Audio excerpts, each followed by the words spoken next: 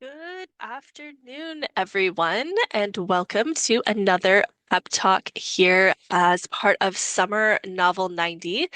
My name is Becca. I am the coach of Team Planter. I just want to welcome everyone. As is our tradition, when I run these pep talks, I want everyone to just take a breath together. I know it sounds silly, but it actually does kind of ground us in the moment. So let's take a breath together, hold for four, and exhale for four. So,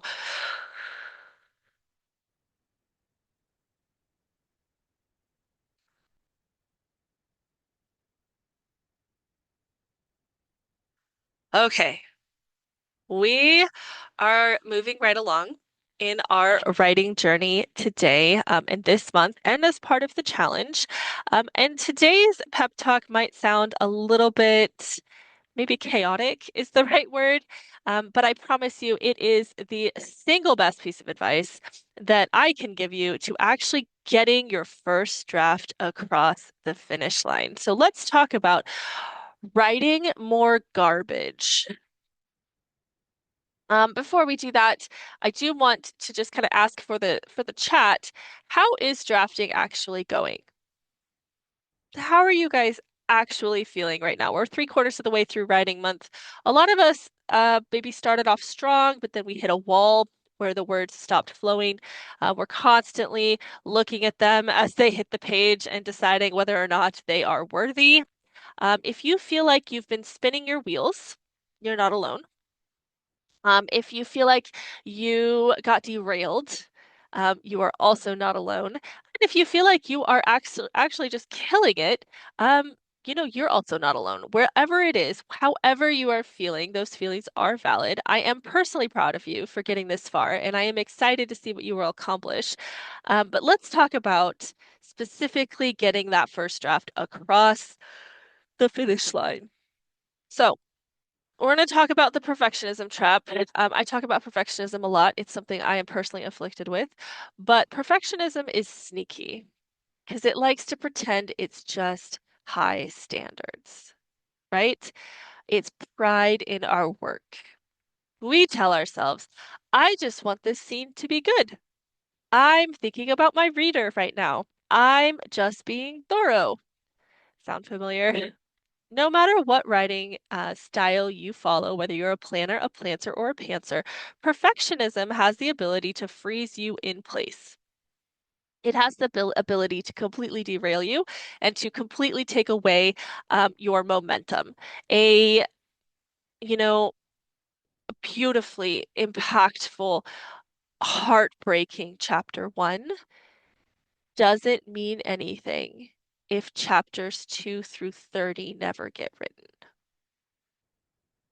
I'm sorry. I'm sorry I have to say that out loud, but it's true. If you are so fixated on making that draft the absolute definition of perfection, and you spend all of your time perfecting chapter one, but not even getting the bones of chapters 2 through 30 done, then your ability to finish that book is severely compromised. So how do you really know if perfectionism is holding you hostage? It could be, I'm going to talk to planners, but this also affects people outside of planning. Perhaps you have spent hours, and we don't need to put a number on it, but hours researching the exact style of architecture of a building your characters walk past once. You need this to be right. Does the architecture matter that much to the plot? No, but you have fixated on this, and this is what you need. Um, what about for those of us who have a little more discovery writing tendencies, like in Team Planter, how about you keep rewriting chapter one so it matches the cool idea you just had for chapter five, but that idea tends to be a little bit fluid, and every time you rewrite it, something else changes, so therefore you have to keep rewriting in this cycle of write, shiny new idea, rewrite. Guilty as charged. Maybe you are a true discovery writer, like you are in Team Pantser, and you're just staring at a blank screen because you can't think of the perfect line of dialogue and you cannot move past it till you do. That could affect any of us, really. Perfectionism is meant to feel like quality control. That's kind of what our brain tells us, is that we want something to matter. We want it to be something we can be proud of. We want it to be perfect. We want to be able to compare it to other people. But it actually can feel a lot more like a prison in reality. Um, I talk about this a lot, but there's the myth of the perfect first draft. Great books are not written, they are rewritten. Full stop. Draft one is meant to be discovery, not the final art form. Trying to write a good first draft that is perfect and structurally sound and has no need for any rewrites or revisions is like trying to paint your house and decorate while you're still pouring the foundation. We have to break this illusion as writers. So when you're reading your favorite books, when you're eyeballing the table of new releases at Barnes and Noble and wishing that your book was sitting right there, understand that you are looking at version control. That's probably version 10, perhaps version 20, after professional editors have torn it apart and put it back together. Nobody is going to write a best-selling, brilliant first draft in real time with nothing that needs fixing. Draft one is about discovery. Draft one is about getting the raw story out of your head and onto the page. And trying to make it sound published while you're writing it is going to be an exercise in frustration. You need to look at this and you need to stop comparing your rough draft, where it's full of placeholders and typos and notes to yourself, and stop comparing it to the book that's on the number one on the New York Times best-selling list. They are not the same. You're comparing your raw stream of consciousness thoughts about your book to someone's published, polished final product. That's not fair. So we need to try to dispel this myth. And I know it is easier said than done. I still get after myself after millions of words written and published over the last 15 years. I will still catch myself having this argument with myself. I'll be like, but I draft clean. I mean, I do, but after how many words? And there's always something to fix. There's always going to be something to revise, potentially rewrite, and just make better. There's always room to improve. So I find that you need permission to write imperfectly. So um, that could even be permission to write terribly. I know this feels itchy to some of you. You're like, no, I will only write perfectly. I will not write terribly.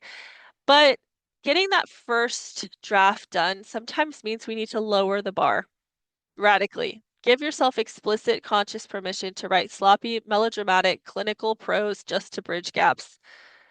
I'm in the middle of a surprise project this summer. I wasn't supposed to be writing it. In fact, it just kind of occurred to me one day that I really wanted to tell this story.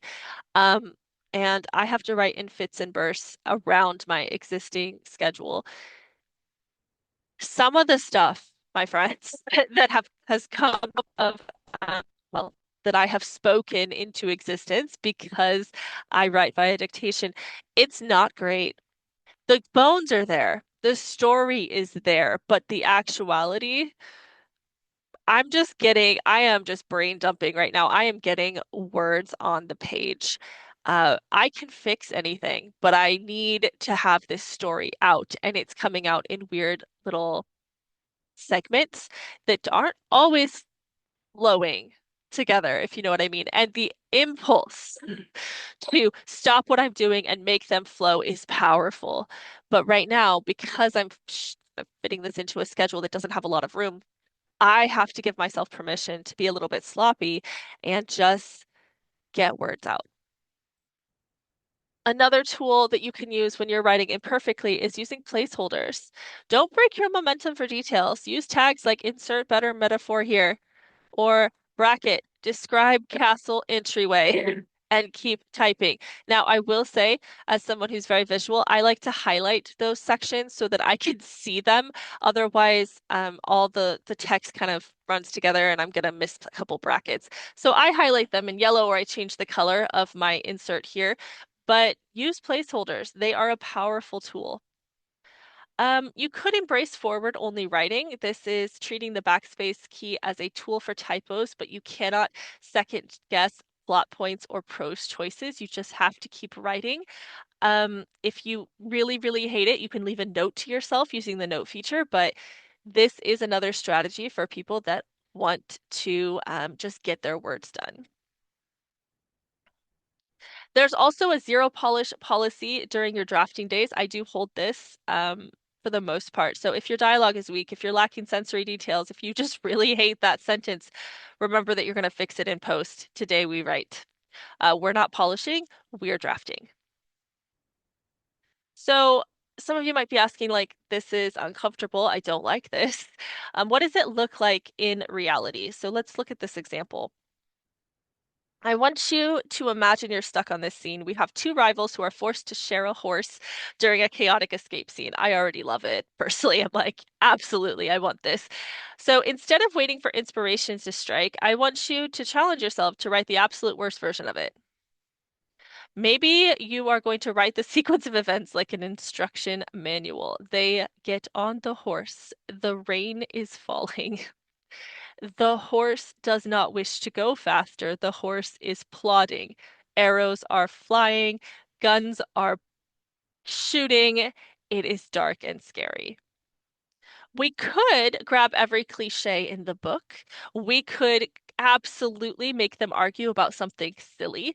It doesn't matter how ridiculous it is or how bad it is. What matters is getting them off that freaking horse and into the next scene.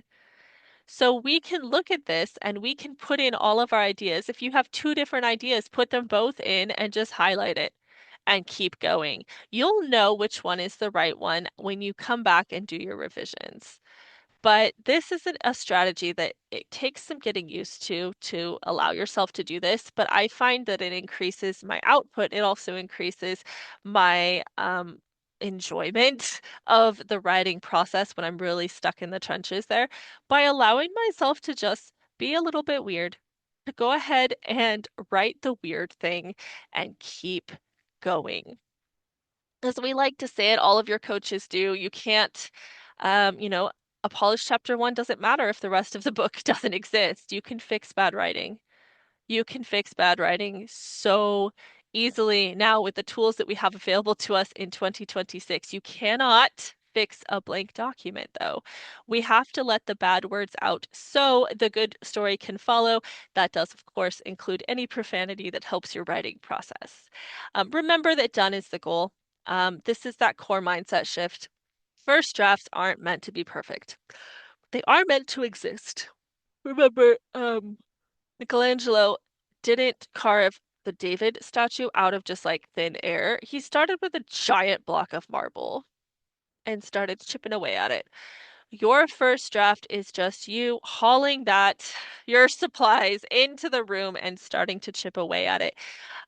Done is our goal. That is what we are looking for. So here's some strategies to consider as you look at your garbage drafting toolkit. I know this is going to annoy some of you. Tell, don't show. This is me giving you permission. As much as I will teach you how to show, don't tell in craft courses, in the middle of garbage drafting, I'm going to give you permission to go ahead and just tell. When you're stuck on a complex emotional scene, just state what happens. If you can't move past it, state what happens, fix it in post. They felt sad and had a deep conversation about their past. Move on. Highlight it though so you can see it. We can use the fast forward button. Right, time passes and now they are at the castle to skip a scene you don't know how to write yet. You're gonna have to write it eventually, but if you're in the zone or you have momentum, just go ahead and fast forward through it. You can dialogue dump. This is a great strategy when you are really immersed with your characters. You strip away all the taglines and descriptions.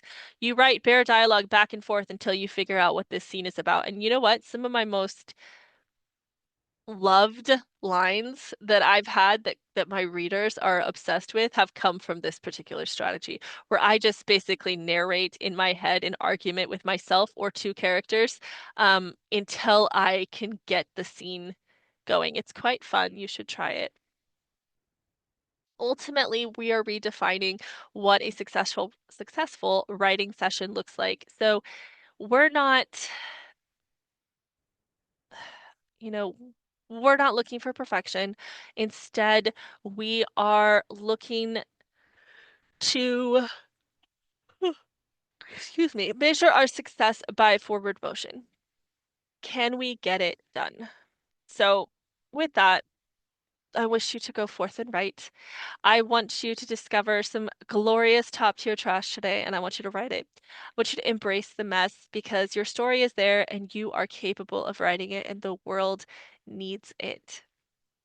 So, with that, I'm going to let you go, but keep pushing forward. If you've stalled or you kind of haven't written for a while, today is as good a day as any to pick it up again and keep pressing forward. Remember, the only way out is through, and you've got this. We have plenty of time. It is okay to be behind. Just keep moving forward. Bye, everyone. I hope you have a wonderful rest of your day.